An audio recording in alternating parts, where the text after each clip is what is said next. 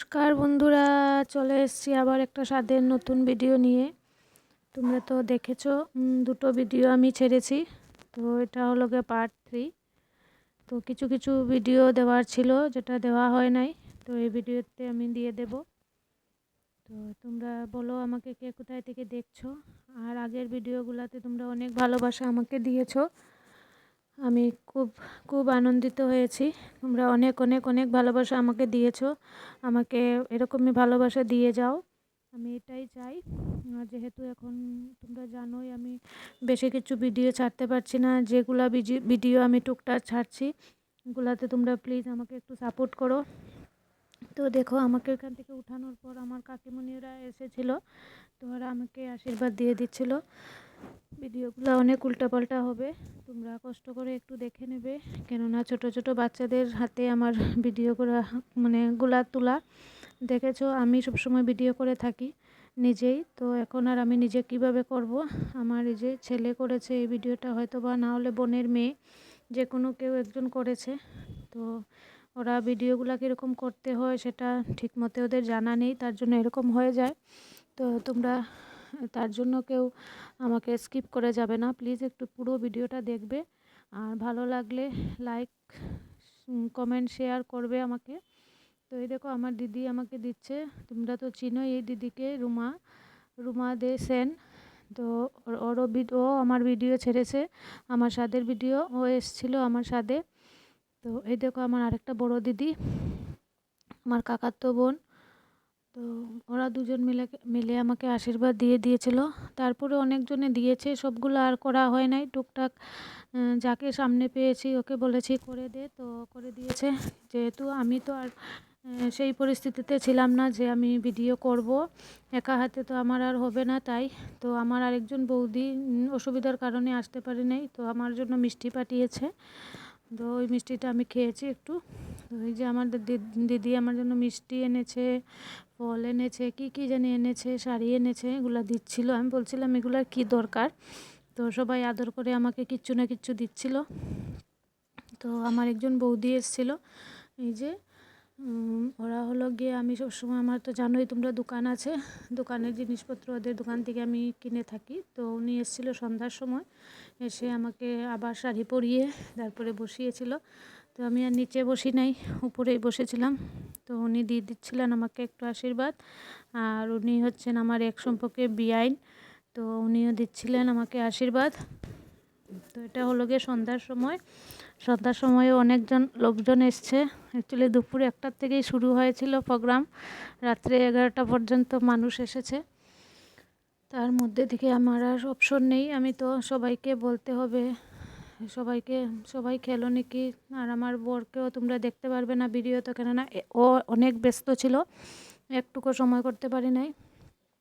যে কথা বলবে, ফটো তুলবে, সবাই বলছিল যে ওর সঙ্গে ফটো দিতে, কিন্তু ও তো ফটোই তুললো না। কয়েকটা ফটো দিদিরা তুললো ওকে টেনে উনে, যে ফটো উঠো বলে। তো 2-1টা ফটো আছে ওর সঙ্গে, আমার বেশি ফটো নেই, কেননা ও কাজে ব্যস্ত, একা একা ওই সব ম্যানেজ করেছে একা হাতে। আমার খুব কষ্ট হয়েছে এই প্রোগ্রামের জন্য ওর, কেননা একা একা আর কেউ নেই, ও একা একা বাজার করেছে, সব কিছু দেখেছই তোমরা আগের ভিডিওতে।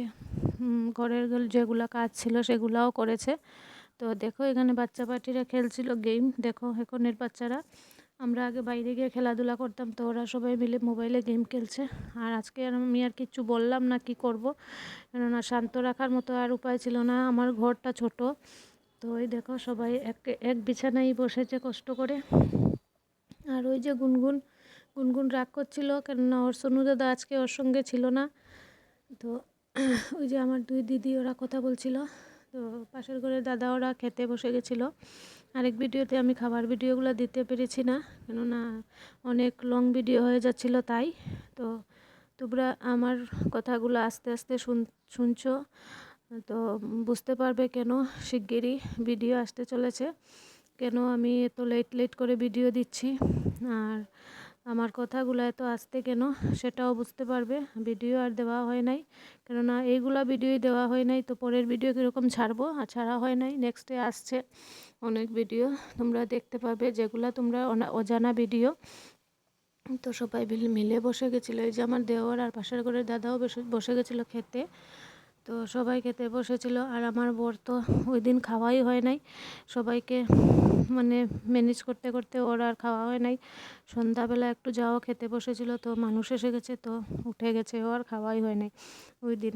যা হলো ওই দিন আর বলার মতো না।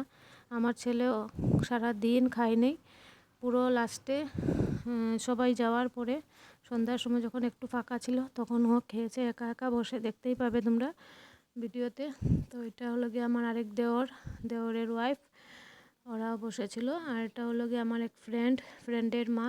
তো এই দেখো ওরও ছোট্ট বেবিটাকে কুলে নিয়ে নিয়ে খাচ্ছিল। কি করবে বলো, ছোট জায়গা, আমার রাখার মতো জায়গা নেই ঘরে যে রাখবো বাচ্চাদেরকে আলাদাভাবে, তাই। তো ওই যে আমার পাশের দোকানের দিদি, দাদা আর ওনার ছেলে, তো আমি এসে ওই জায়গাটা একটু করে দিয়েছিলাম ভিডিও সময় করে। এই দেখো আমার বিছানায় পুরো জাম, মানে বসার কোনো জায়গা নেই, আর একটুও বসার মতো জায়গা নেই। তো আমি একটু দাঁড়িয়ে দাঁড়িয়ে ভিডিও করছিলাম ওদেরকে। দেখো এই দেখো এর মনাটা অস্থিরতা করছিল, কেননা অনেক লোকজন, ওর মানে ভাল লাগছে না। স্বাভাবিক, ছোট বাচ্চারা তো একটু খালি খালি জায়গা চায়, কেননা ওদের একটু বড় জায়গা লাগে, তাই। দেখো খাওয়ার দাওয়া প্রায় শেষের পথে, সব কিছু ভালোই লেগেছে। আমি খুব টেনশনে ছিলাম যে এত রান্না হয়েছে, মানুষ আসবে নাকি, আমাদের ভাড়া ঘর, মানে লোকজন আসবে নাকি, বা ঘর পাবে নাকি খুঁজে, সবাই আসবে নাকি, মানুষের অসুবিধাও তো থাকে না। নিমন্ত্রণ তো করেছি, তার মধ্যে দিকেও তো উনি হলেন ওর বাবার কলিকের ওয়াইফ, আর ও হলো গিয়ে আমার বন্ধু আর বন্ধুর হাজব্যান্ড বসেছিল। তো ওরাও এসছে, তো আরও অনেকজন এসেছে, কিন্তু ভিডিও করা হয় নাই। আমার আরেক বন্ধুকেও তোলা হয় নাই, কেননা ওরা যখন খেয়েছে, আমি জানি না ওর ভিডিওটা কোথায় আছে কি না। অ্যাকচুয়ালি কার মোবাইল দিয়ে আমি করেছি ঠিক মানে বলতে পারছি না, তাই। তো এ দেখো একা একা আমার ছেলে সব পরিষ্কার হওয়ার পরে গিয়ে ও বসেছে খেতে, একটু খেয়ে উঠে গেছে, সারাদিন খায় নাই। তো ভিডিওটা এখানেই শেষ করছি। আর দেখো কয়েকটা ফটো দিয়ে দিলাম, ওই দিনের ফটো তোলা হয়েছিল প্রথম যখন আমাকে বসানো হয়েছিল তখন। আর এই যে ওর ফটো, সবাই বলছিল ওকে নিয়ে ফটো দেব, তো আমার দিদিরা ওকে জোর করে ফটো উঠিয়েছে, দুটা ফটো উঠেছে, বেশি না, আর উঠে নাই। তো এই আমার একজন বৌদি, আর এখানে আমরা সব বোন, কাকাতো বোন, আমার 3 কাকাতো বোন আর আমি। আমার ছেলের ফ্রেন্ড ও এসেছিল, তো ওর মা, আমি একটা ছবি দিয়ে দিলাম। তো দেখা হচ্ছে নতুন একটা ভিডিওর সাথে, টাটা।